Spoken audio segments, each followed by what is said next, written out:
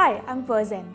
Parsi New Year is approaching soon, and this is a very special time of the year for all Parsis and Iranis. Now, one of the desserts we have during this time is the Parsi Lagannu custard. Today, I'm going to show you how you can make the Lagannu custard in your kitchen. So let's get started.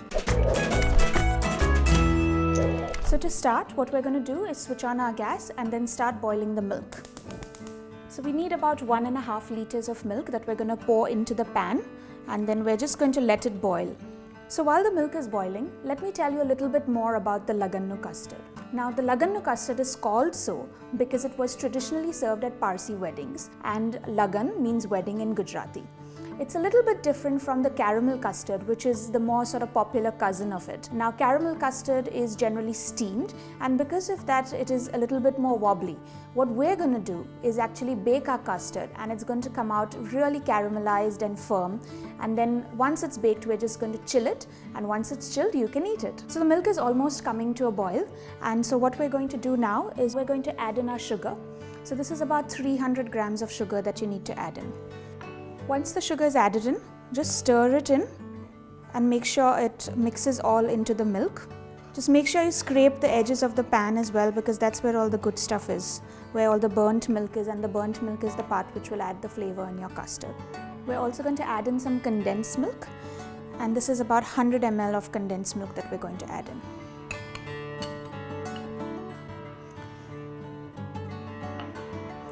So once you've added both these ingredients in, what we're going to do is just monitor the stove. You will put it on about medium heat, but just keep monitoring it so that the milk doesn't spill. What you want to do now is just burn the milk a little bit and allow for the sugar and the condensed milk to be combining with the milk. So now while the milk is continuing to boil, what we'll do is we'll put the gas on slow. And now we're going to move on to the second part of the custard, which is the eggs. So the first thing we need to do is crack our eggs.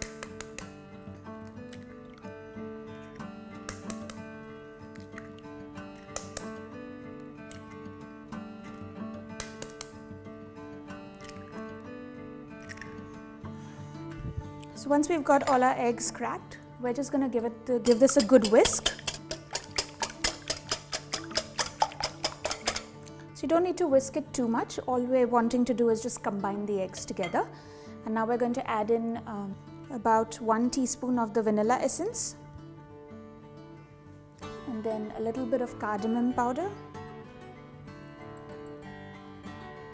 and the nutmeg powder. Once you've added all of that in, we're just going to give this again another good whisk. So now that we've finished mixing the egg and the spices, what we're going to be doing is adding this whole egg mixture into the milk and sugar mixture that we had got ready. So while you're doing this, just add it in slowly and make sure that you're continuously whisking it, because you don't want the eggs to be scrambling into the milk. And just continue to give it a nice little whisk, just to make sure that everything has been blended in perfectly. Now what we're going to do is get our baking tray ready, and we're just basically going to pour this whole milk mixture in, chuck it in the oven, forget about it, and your custard will start cooking. So this is our baking tray. What I prefer to use is either you use a round, and you'll see it's a relatively shallow baking tray. You don't want something which is very deep, because then what happens is that your custard is going to take longer to cook. So rather that you go with a bigger pan, but just make sure that it's no more than about 1 inch or 1.5 inches thick. Okay.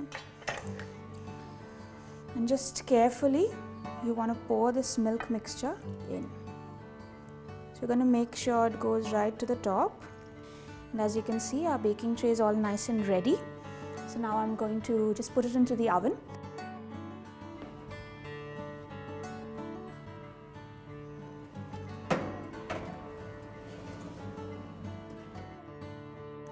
So it's been 40 minutes that the custard has been in the oven, and we're just going to check now if it's all ready. You want your custard to have a nice golden top on it, and for all of it to have been caramelized. So this is looking nice and ready. We're just going to remove it from the oven. Just look at that.